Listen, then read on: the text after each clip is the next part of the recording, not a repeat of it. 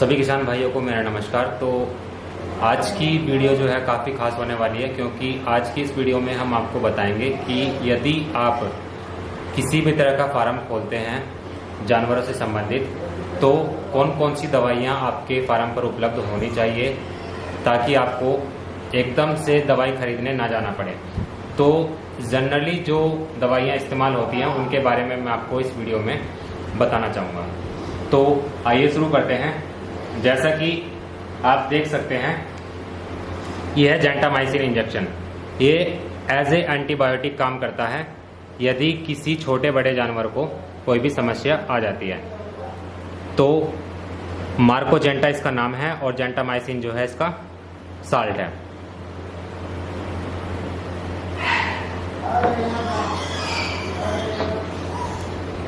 इसके बाद में दूसरा है आपका डेक्सोना।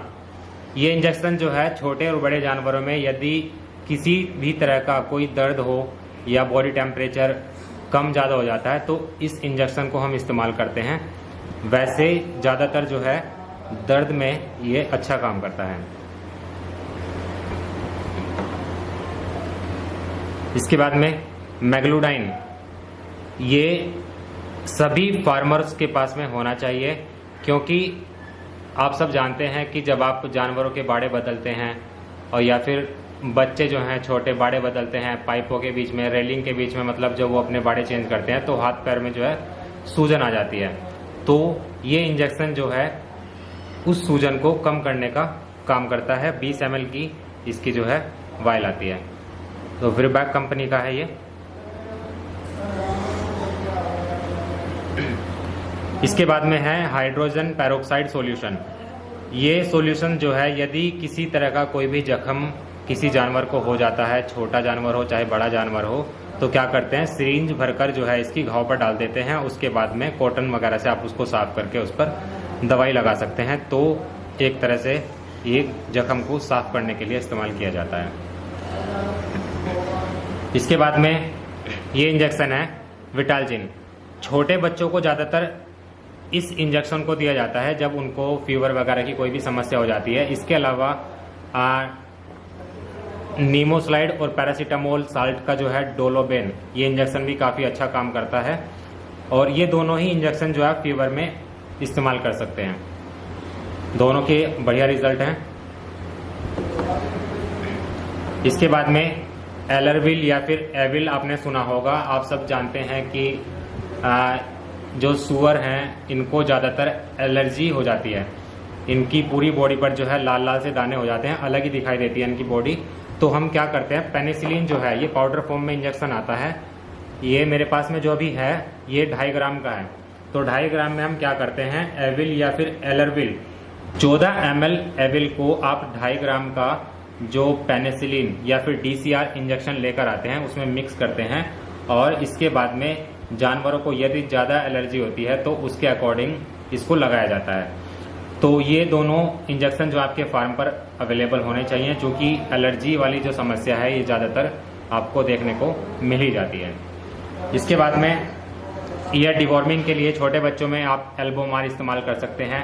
वैसे ज़्यादा छोटे बच्चे होते हैं जैसे 7-8 किलो तक के, जब उनको मादा से अलग किया जाता है तो उसमें आप पेप्राजिन वगैरह भी इस्तेमाल करते हैं, एल्बोमार भी इस्तेमाल करते हैं। इसके अलावा जैसे जैसे जानवर बड़ा होता चला जाता है तो उसमें आप हाईटेक जो इंजेक्शन आता है आइवरमेक्टिन का, वो इस्तेमाल करते हैं। तो काफ़ी अच्छा रिजल्ट है इसका भी। तो एल्बोमार डिवॉर्मिंग के लिए इस्तेमाल की जाती है। ये भी आपके फार्म पर होनी चाहिए। यदि आपका बच्चा जो है लगभग 30 किलो से कम का है तभी आप इसको आसानी से मुंह में उसके डाल सकते हैं ड्रॉप भरकर। इसके बाद में बी कॉम्प्लेक्स इंजेक्शन है आपका Belamyl B complex liver extract with vitamin B12 injection. ये इंजेक्शन तब लगाया जाता है जब आपका छोटा या बड़ा जानवर नहीं खा रहा हो। तो बॉडी वेट के अकॉर्डिंग आप इसको लगा सकते हैं। इसके भी काफ़ी अच्छे रिजल्ट हैं।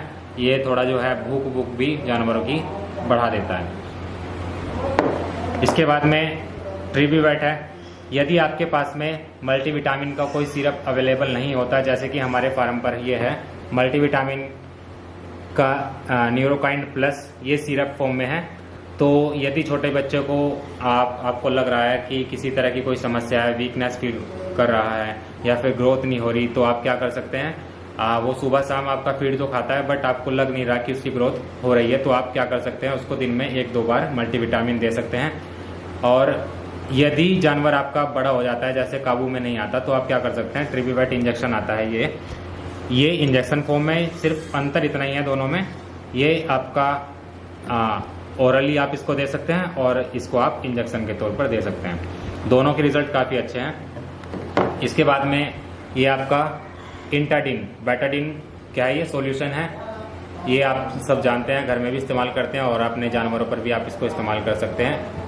अपने पूरे फार्म पर यदि आपको स्प्रे करना हो तो इसको पानी में मिलाकर स्प्रे भी कर सकते हैं। अदरवाइज जख्म वखम किसी तरह का कोई भी घाव हो जाता है, उसको साफ करने के लिए, उसको सुखाने के लिए भी इसका इस्तेमाल किया जाता है। इसके बाद में आपके फार्म पर एक हीमैक्स ट्यूब आती है, ये भी क्या करती है, जख्म को साफ करने के बाद में आप इसको लगा सकते हैं। इसके भी काफ़ी अच्छे रिजल्ट हैं। 2-3 बार में, मतलब अगर छोटा मोटा घाव है तो 1-2 टाइम लगाने से ही आपका जो जख्म है वो सही हो जाता है। इसके बाद में आइवरमेक्टिन का आता है आपका हाईटेक इंजेक्शन। ये किसी भी तरह की एलर्जी बड़े जानवर को या फिर उनकी डिवॉर्मिंग आपको करनी हो तो इसके भी काफ़ी अच्छे रिजल्ट हैं और प्रेगनेंसी सेफ होता है ये इंजेक्शन भी आपका, तो इसको भी काफ़ी इस्तेमाल किया जाता है। हालांकि थोड़ा सा महंगा है बट रिजल्ट इसके काफ़ी अच्छे हैं। और इसके बाद में ही हमारे पास में 5 लीटर का ब्रोटोन है जो कि लीवर टॉनिक का काम करता है।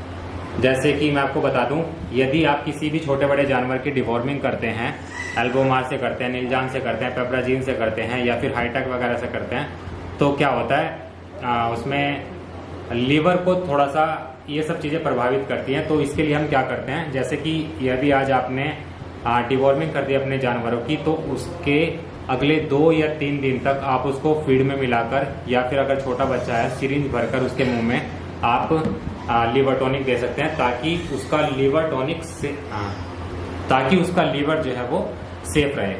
तो ये भी वीरबैक कंपनी का काफ़ी अच्छे रिजल्ट हैं इसके, और भूख बढ़ाने में भी ये काम करता है। यदि आपके पास में बी कॉम्प्लेक्स अवेलेबल नहीं है इंजेक्शन, तो आप लीवर टॉनिक जो ब्रोटोन का है ये काफ़ी अच्छा आता है और इसको भी आप इस्तेमाल कर सकते हैं। तो ये कुछ बेसिक सी दवाइयाँ हैं जो आपके फार्म पर हमेशा अवेलेबल होनी चाहिए। तो इसी तरह की और जानकारी प्राप्त करने के लिए आप हमारे चैनल पर बने रहें, चैनल को सब्सक्राइब करें, शेयर करें और साथ में बेल आइकन को जरूर प्रेस करें।